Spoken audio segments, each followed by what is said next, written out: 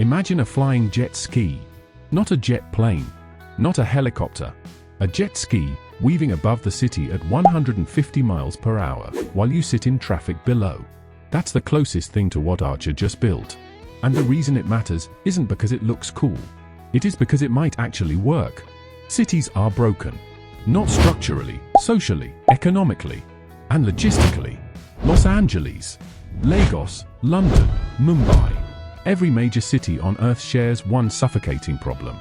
The ground is full. Roads built for a different era. Population that never stopped growing. And traffic that costs billions in lost productivity every single year. Engineers tried wider roads. More lanes. Better signals. None of it worked. So a new generation of aerospace engineers stopped trying to fix the ground entirely. They looked up. And they asked a question that changed everything. What if the sky is the road we have been ignoring? That question led directly to the Archer maker. And by the end of this video, you will understand exactly what it can do, what it can't, and whether it is the real deal or just another overhyped prototype. Let's be precise about what this thing actually is. The Archer maker is an eVTOL, electric vertical takeoff and landing aircraft. Not a flying car, not a helicopter, and not a drone. Something new. It lifts off like a helicopter, transitions into fixed-wing flight like a plane, runs entirely on electric power, and operates at a fraction of the noise of anything that's come before it. The pitch is simple. A 90-minute drive across Los Angeles becomes a 15-minute flight above it. Yes, serious. Same distance. 6 times faster. No traffic. No parking. No road rage. But, and this is important, the maker itself isn't the product. It's the proof. It is Archer's flying laboratory. Their data machine. The aircraft they had to build before they could build the aircraft people will actually ride in. That aircraft is called Midnight. And we will get to it. But first, let's break down exactly how the maker works. Here is where it gets genuinely interesting. 12 electric motors. Distributed across the wings. Not one engine. Not 2. 12, each one independent, each one redundant. 6 of those rotors tilt. On takeoff, they point straight up. The aircraft lifts vertically, smooth, quiet, like a large drone. Climbs above the skyline. Then those front rotors begin to rotate forward. Vertical becomes horizontal. Helicopter becomes airplane. And that transition, that precise, software-controlled moment, is one of the hardest problems in modern aviation engineering. The aerodynamics shift completely mid-flight. The control algorithms have to compensate in real time. The power distribution across 12 motors has to rebalance instantly. If anything goes wrong in that window, you have a very expensive, very fast problem.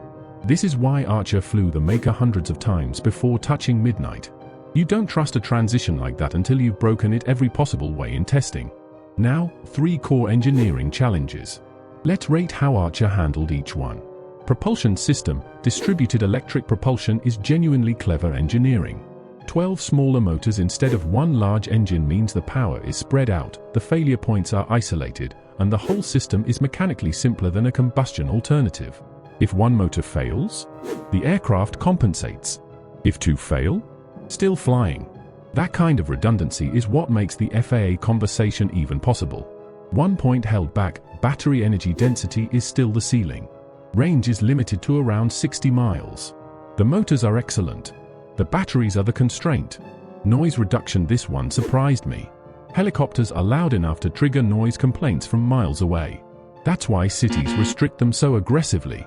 Archer's engineers redesigned the propellers specifically for acoustic efficiency. Smaller blades. Optimized RPM.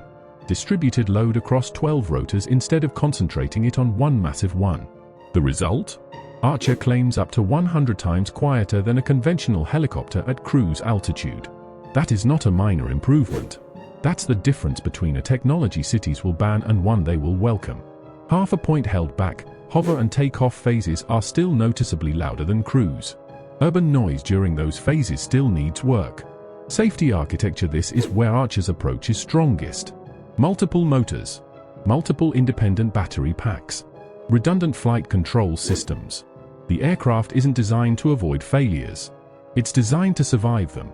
That's a fundamentally different philosophy from traditional aviation, and it is the right one for urban operations where you can't always glide to an empty field.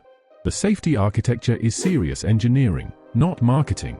Real-world practicality: 60 miles of range. 15-minute city hops. Vertiport to vertiport.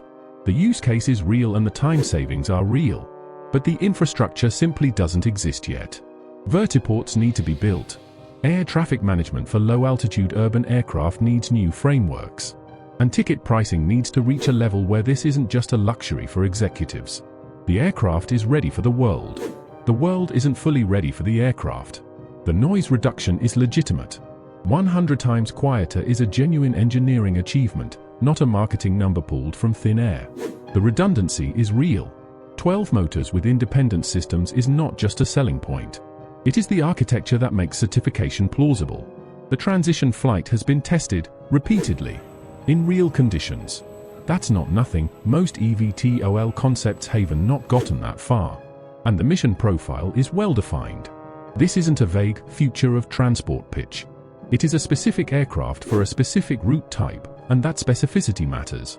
60 miles of range is short. It handles today's city hop routes. It doesn't handle much else.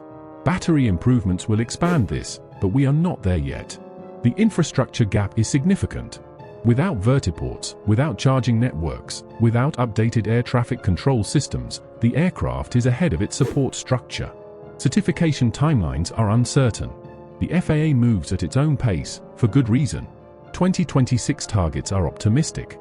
Delays are historically the rule, not the exception. And cost. Early adopters will pay premium prices. Mass adoption requires pricing that competes with ground transport, and that's years away. The technology is real. The engineering is credible.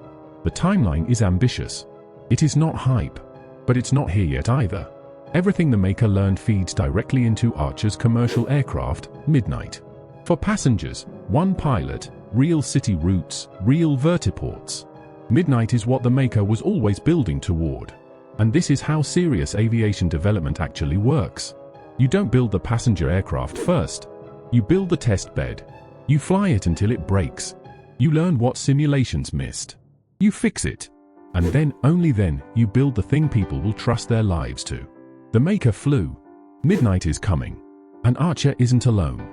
Joby Aviation, Jetson, Whisk, the entire eVTOL industry is converging on the same certification window. If timelines hold, early commercial routes, airport to downtown, vertiport to vertiport, could launch around 2026. By the early 2030s? Broader city networks. More routes, better batteries, lower prices. The trajectory is real. The pace is the only question. Flying cars didn't arrive the way movies promised. No gull-wing doors. No license plates in the sky. Instead, a flying jet ski. Quiet. Electric. 12 motors. Built for the 15-minute trip that currently takes 90. The Archer maker proved the physics works. Midnight will prove the business works.